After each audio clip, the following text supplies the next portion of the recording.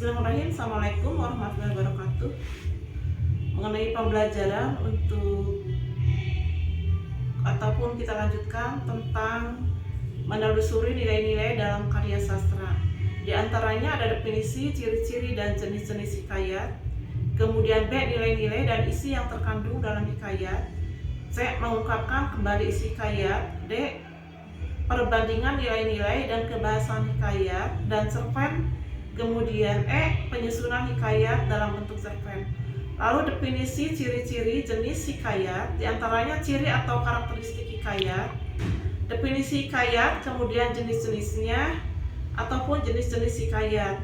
Diantaranya hikayat adalah karya sastra lama berbentuk prosa yang mengisahkan kehidupan keluarga, kaum bangsawan, orang-orang yang ada di sekitar istana sentris. Lalu hikayat terkadang mirip cerita sejarah ataupun berbentuk riwayat hidup yang di dalamnya terdapat peristiwa ataupun kejadian yang tidak masuk akal dan penuh keajaiban. Hikayat berfungsi sebagai media hiburan, semangat untuk meramaikan peserta didik.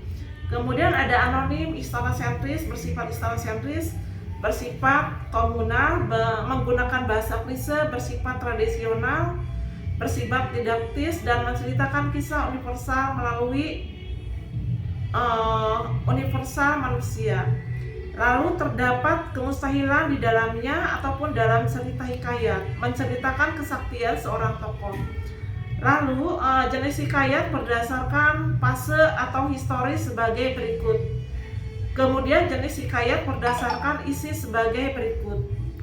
A, hikayat berunsur Hindu, contoh hikayat Pandawalima dan hikayat Sri Rama. Kemudian B, hikayat berunsur Hindu Islam, contohnya hikayat Jaya Langkara, hikayat Si Miskin. Lalu jenis hikayat, jenis rekaan, hikayat Maling Dewa, jenis sejarah, hikayat Hang Tua, dan hikayat petani dan hikayat raja-raja.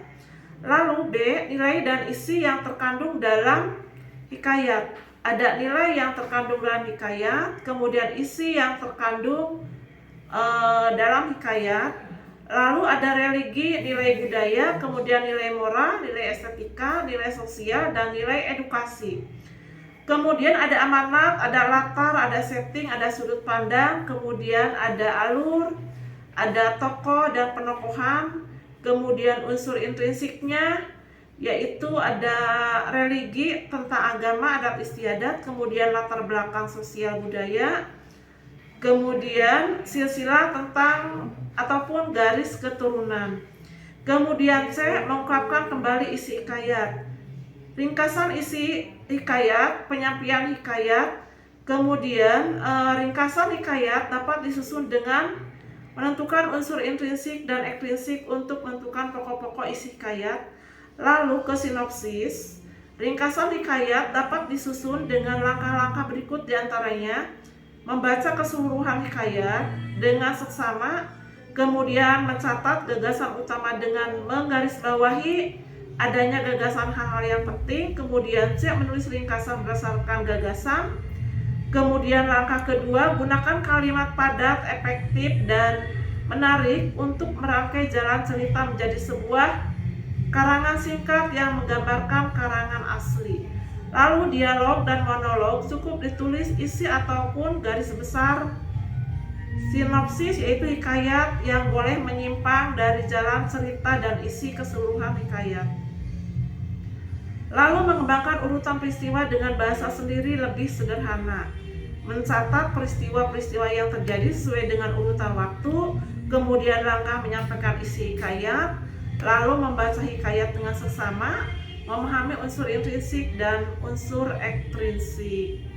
Kemudian D, membandingkan nilai-nilai dan kebahasaan hikayat dalam cerpen, karakteristik kebahasaan dalam hikayat, perbedaan nilai-nilai dan kebahasaan dalam hikayat cerpen. Lalu penggunaan majas, ada majas perbandingan, majas sindiran, majas penegasan, majas pertentangan, dan gaya bahasa dalam hikayat. Biasanya menggunakan ungkapan arkais dengan masa lalu berciri kuno ataupun tua. Kemudian E, menyusun hikayat ke dalam bentuk cerpen. Meringkas, membuat sinopsis sebuah penggalan hikayat, mendata topik konflik-konflik antar tokoh, memilih konflik menarik, kemudian mengembangkan pihak konflik tersebut menjadi cerita pendek. Lalu ada aspek yang harus diperhatikan dalam menyampaikan hikayat dalam bentuk cerpen, keurutan cerita, suara lafal dan intonasi, kemudian gestur dan mimik.